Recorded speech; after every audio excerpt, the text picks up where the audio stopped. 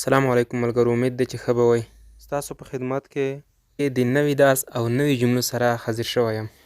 په دې هیله امید چې تېر شوي درسونه به مو زده کړي وي او مفید به درته تمام شوي وي. په جملو باندې پیل کوو، خو مخکې له دې څخه چې په درس یا جملو باندې پیل وکړو، ستاسو څخه دا یوه هیله کېږي چې که چېرته تاسو د یو ټیچر یوټیوب چینل نه یې سبسکرایب کړی، نو تاسو په ډېرې مهربانۍ سره د یو ټیچر یوټیوب چینل در سره سبسکرایب کړئ، تر څو هره ویډیو تاسو ته بغیر له ستاسو څخه د ورسېږي. راځو په درس باندې پیل کوو. ملګرو، لکه څنګه مې چې مخکې درته یادونه وکړه، نن مې بیا ستاسو لپاره یو څه مهمې او ښایسته جملې راوړي دي چې انشاءالله تاسو ته په ورځني ژوند کې بیخي زیاتې پکارېږي. راځو په درس باندې په جملو باندې پیل کوو. لومړی جمله: Please speak slowly. Please speak slowly. مهرباني وکړه په ورو خبرې کوه. مهرباني وکړه په ورو خبرې کوه. ډېره ښایسته جمله ده دوستانو.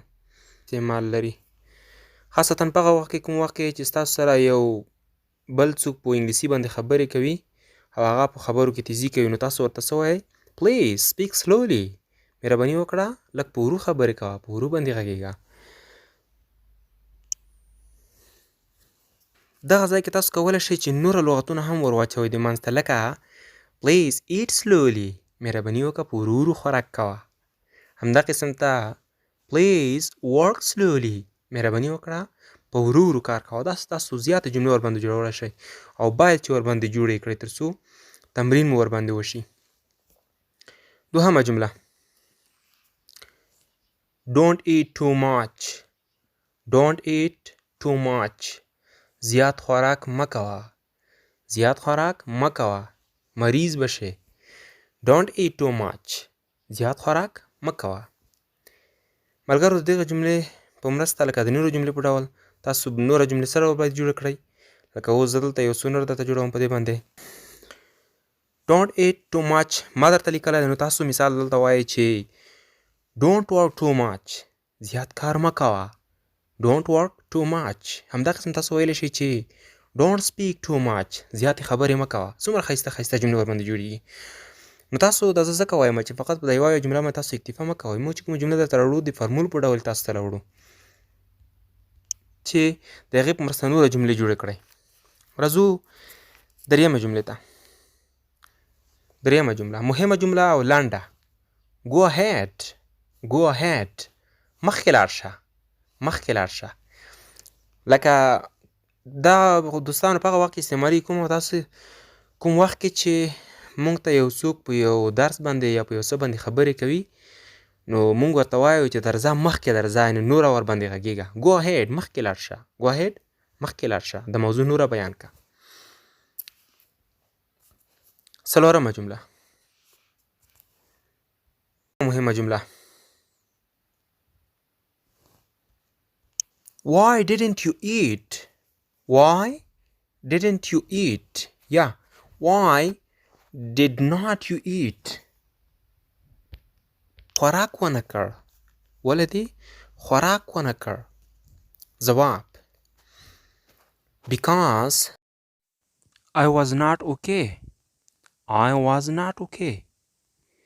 ځکه چې زه ښه نه وم. ځکه چې زه ښه نه وم. Because ځکه. نوره جملې سره وجوړوئ. ما درته جوړه کړې ده Why didn't you eat؟ ولې دې خوراک ونه کړ؟ تاسو به دلته داسې جوړه کړئ چې Why didn't you work؟ ولې دې کار ونه کړ؟ Why didn't you work؟ ولې دې کار ونه کړ؟ همدا قسم تاسو کولی شئ هغې ته له ځان څخه ځواب ورکړئ. اسانه خبره ده، خو تاسو ورباندې تمرین وکړئ.